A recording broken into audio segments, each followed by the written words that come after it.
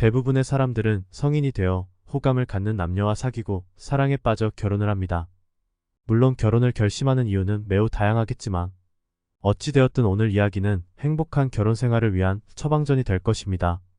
게리 체프먼 박사의 저서 5가지 사랑의 언어를 가지고 전해드립니다. 이 책은 게리 체프먼이 40년 넘게 결혼 생활 상담가로서의 실제 경험을 적은 것입니다. 그런 만큼 매우 현실적인 결혼 생활을 위한 비법을 제시해줍니다. 5가지 사랑의 언어에서 행복한 결혼 생활에 대한 기본 전제 3가지는 다음과 같습니다. 첫째, 사랑은 말과 행동으로 하는 것이다. 둘째, 사랑의 언어는 사람마다 서로 다르다. 셋째, 서로 상대의 사랑의 언어를 이해하고 표현하는 것이 중요하다. 이러한 기본 전제에 따라 5가지 사랑의 언어는 인정하는 말, 함께하는 시간, 선물, 봉사, 스킨십 등으로 5가지로 분류합니다. 인정하는 말은 사랑하는 사람의 가치의 표현이며 칭찬이나 격려를 해주어 상대를 존중하고 소중하게 생각한다는 것을 표현하는 것입니다. 함께하는 시간은 사랑하는 사람과 대화하거나 걷거나 여행하는 등 함께 시간을 보내며 관계의 중요성을 표현하는 것입니다. 선물은 사랑하는 사람을 위해 선물을 함으로써 관심과 애정을 표현하는 것입니다. 봉사는 사랑하는 사람을 위해 무언가를 해주는 것이며 집안일이나 상대가 필요로 하는 일을 해서 사랑을 표현하는 것을 말합니다. 신체적 접촉은 사랑하는 사람과 키스나 포옹, 어루만지기 같은 신체적인 접촉을 통해 친밀감과 애정을 나타내는 것입니다. 부부관계 연구의 통계를 통해서 알 수 있듯이 결혼해서 신혼의 단꿈, 즉 사랑의 감정은 길어야 2, 3년이라고 합니다. 그 좋은 예가 책의 첫 부분에서 저자가 비행기 옆자리에 앉은 3번 이혼한 남자의 이야기를 통해 리얼하게 보여줍니다. 그 남자는 여자들을 결혼 전 정말로 사랑해서 결혼했지만 결혼과 함께 그 감정은 점점 사그라들고 결국 서로에 대한 불편하고 좋지 않는 감정 때문에 이혼했습니다. 그 내용 잠깐 들어보시겠습니다. 나는 결혼 후에 내가 변했다고 생각하지 않습니다. 나는 결혼 전에 하던 대로 그녀에게 계속 사랑을 표현했습니다. 당신이 얼마나 아름다운지, 당신을 내가 얼마나 사랑하는지, 당신의 남편이 된 것이 얼마나 자랑스러운지 모른다라고 했지요. 그렇지만 결혼 후 얼마 안 가서 아내는 불평을 늘어놓기 시작했어요. 처음에는 쓰레기를 버려주지 않는다든지 옷을 옷걸이에 걸지 않는다든지 하는 아주 사소한 것이었으나 나중에는 나를 신뢰하지 못할 사람으로 여기면서 내가 자기에게 충실하지 못하다고 인격적으로 모독했습니다. 아내는 완전히 부정적인 사람이 되었습니다. 결혼 전에 아내는 결코 부정적인 사람이 아니었어요. 아내는 내가 만난 사람 중 가장 긍정적인 사람이었지요. 그 점이 내가 아내에게 매료되었던 이유 중에 하나였으니까요. 나는 결혼하기 전에 아내가 불평하는 것을 본 적이 없었어요. 결혼 전에는 내가 하는 일 모두가 그녀에게 훌륭한 것으로 보였으나 일단 결혼하고 나니 내가 잘하는 일은 하나도 없었습니다. 솔직히 어떻게 된 영문인지 모르겠습니다. 그래서 아내에 대한 사랑은 서서히 식어지고 분노가 치밀기 시작했습니다. 아내도 나에 대한 사랑이 없는 것이 분명했습니다. 이렇게 서로에게 상처만 주면서 함께 사느니 차라리 헤어지자고 합의하기에 이르렀습니다. 그것이 1년 전이었지요. 그래서 결혼 후 사랑은 어떻게 되는가 하는 것이 늘 의문스러웠습니다. 내가 겪은 이러한 일들이 다른 사람들에게도 흔히 일어나는 일일까요? 이혼이 우리나라에 왜 그렇게 많은지요? 내가 3번씩이나 이혼했다는 것을 제 자신도 믿을 수 없군요. 이혼하지 않고 사는 사람들은 공허한 상태로도 사는 법을 터득한 것인지, 아니면 결혼 이후에도 사랑이 실제로 계속 유지되어 그러는 것인지 모르겠어요. 만일 그렇다면 어떻게 해야 합니까? 내 옆 좌석에 앉았던 사람의 이 질문은 오늘날 수천 명의 결혼한 부부나 이혼한 부부들이 던지는 질문이며 이러한 질문들에 대한 답변을 시도하는 것이 이 책의 목적이다라고 저자는 말합니다. 본문 내용을 더 읽어보겠습니다. 만일 모국어밖에는 사용할 줄 모르는 사람이 다른 모국어 하나만 아는 사람을 만나게 되면 의사소통이 매우 제한될 것이다. 언어의 차이는 인간 문화의 한 단면이다. 우리가 타 문화권과 효과적으로 의사소통하기를 원한다면 반드시 그 문화권의 언어를 배워야 한다. 사랑도 이와 비슷하다. 중국어가 영어와 다르듯이 당신의 사랑의 언어가 배우자의 사랑의 언어와 다를 수 있다. 비행기에서 만난 그 사람이 그의 세 번째 아내에게 나는 그녀가 얼마나 아름다운가를 말했습니다. 내가 얼마나 그녀를 사랑하는지도 말했습니다. 내가 그녀의 남편이 된 것이 얼마나 자랑스러운지도 말했다고 했을 때 그는 인정하는 말을 그의 사랑의 언어로 사용한 것이다. 그는 분명하고 진실하게 사랑을 말했지만 아내는 그의 언어를 이해하지 못했다. 그녀는 아마도 그의 행동 속에서 표현되는 사랑을 찾고 있었는지도 모른다. 진실한 것만으로도 부족하다. 사랑을 상대방에게 효과적으로 전달하기 위해 우리는 배우자가 사용하는 사랑의 언어를 기꺼이 배워야만 한다. 40년간 결혼 생활 상담을 한 후 나는 기본적인 5가지 사랑의 언어, 즉 사람들이 사랑을 표현하고 이해하는 방법에는 5가지가 있다고 결론을 내렸다. 이상 본문에서 살펴보았습니다. 사랑은 선택이다. 이 책에서 사랑에 대한 기본 생각 중 하나는 사랑은 선택이다라고 말합니다. 인간은 상처와 분노, 원한이 가득한 관계에서도 사랑의 언어를 선택할 수 있는 능력이 있습니다. 과거에 잘못된 선택을 했다고 해도 미래에 다시 그렇게 선택할 필요는 없습니다. 인간은 선과 사랑을 선택할 수 있는 선택 의지가 있고 과거의 잘못을 되풀이하지 않을 수 있습니다. 사랑을 선택함으로써 과거의 갈등을 치유하고 상처를 준 일에 대해 진심으로 사과하며 배우자의 사랑의 언어를 표현하기 위해 노력함으로써 상처와 분노, 원한으로 가득한 관계를 사랑으로 회복할 수 있습니다. 그렇다면 이에 따른 다음 질문이 유효할 것입니다.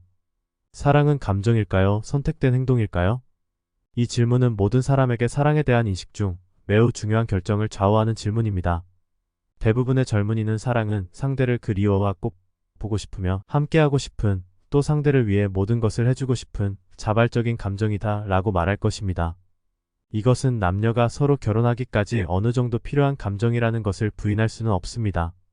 하지만 이 사랑의 감정은 앞서 말했듯이 기껏해야 2, 3년밖에 지속되지 않는다는 것입니다.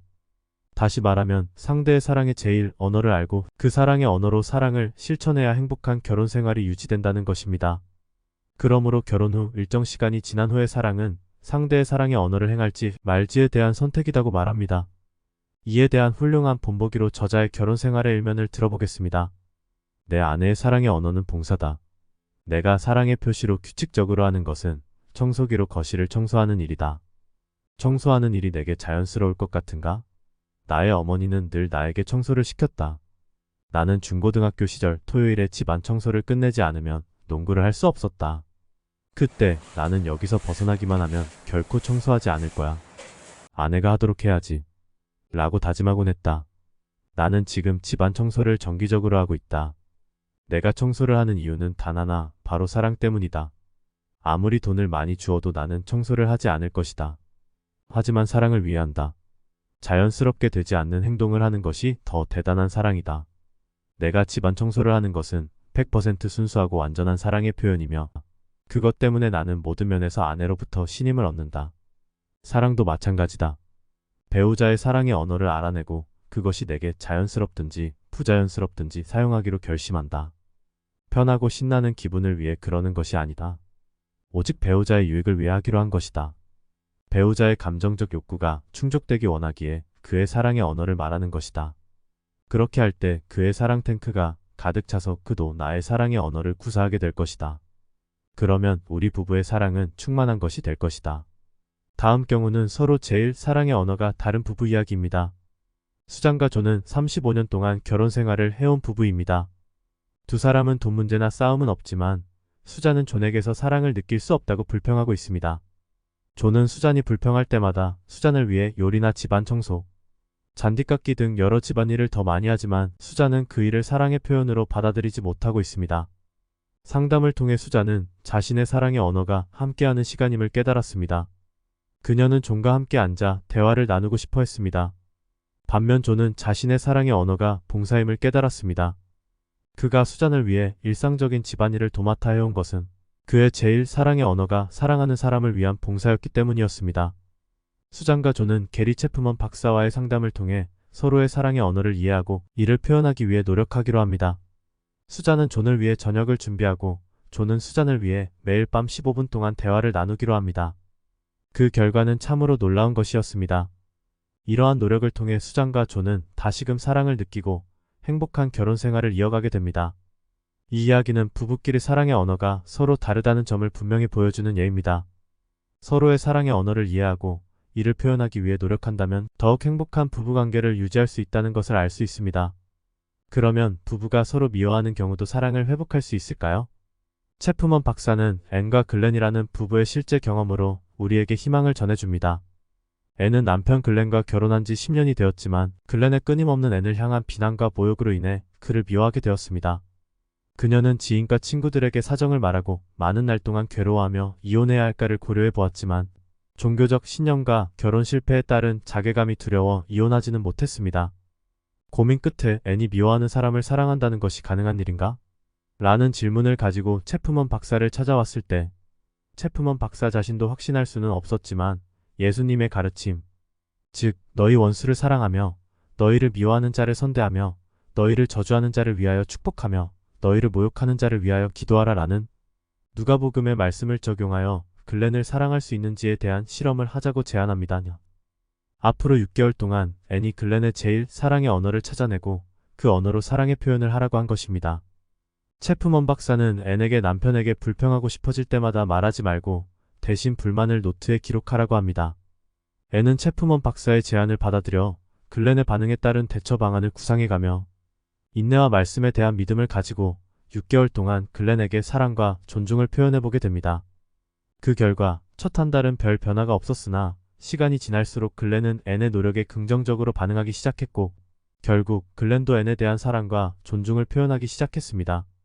이렇게 되자 둘의 서로에 대한 감정은 미움에서 사랑으로 변했고 두 사람은 더할 나위 없이 행복한 결혼 생활을 회복할 수 있었다라는 극적인 이야기를 전하고 있습니다. 이 시점에 유명한 고전 에리 프롬의 사랑의 기술에 나오는 사랑에 대한 문제가 생각납니다. 5가지 사랑의 언어는 동서고금을 막론하고 처음 남녀가 사랑에 빠지는 신비와 결혼 후 벌어지는 사랑의 감정 소멸이 결혼해서 살아가는 모든 부부들의 번뇌이자 고민거리였음을 확인시켜줄 뿐만 아니라 부부가 상대에 대한 제일 사랑의 언어를 찾고 표현하는 것이 행복한 결혼 생활을 위한 현실적이고 실제적인 처방전이 아닐까? 결론 지어봅니다.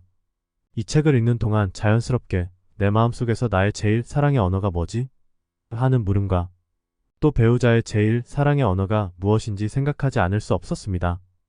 여러분의 제일 사랑의 언어는 무엇입니까? 또 여러분 배우자의 제일 사랑의 언어는 무엇일까요? 이것을 찾고 이해하며 실천해서 손해볼 것은 없지 않을까요? 부비북이었습니다. 여러분의 행복과 성공을 응원합니다.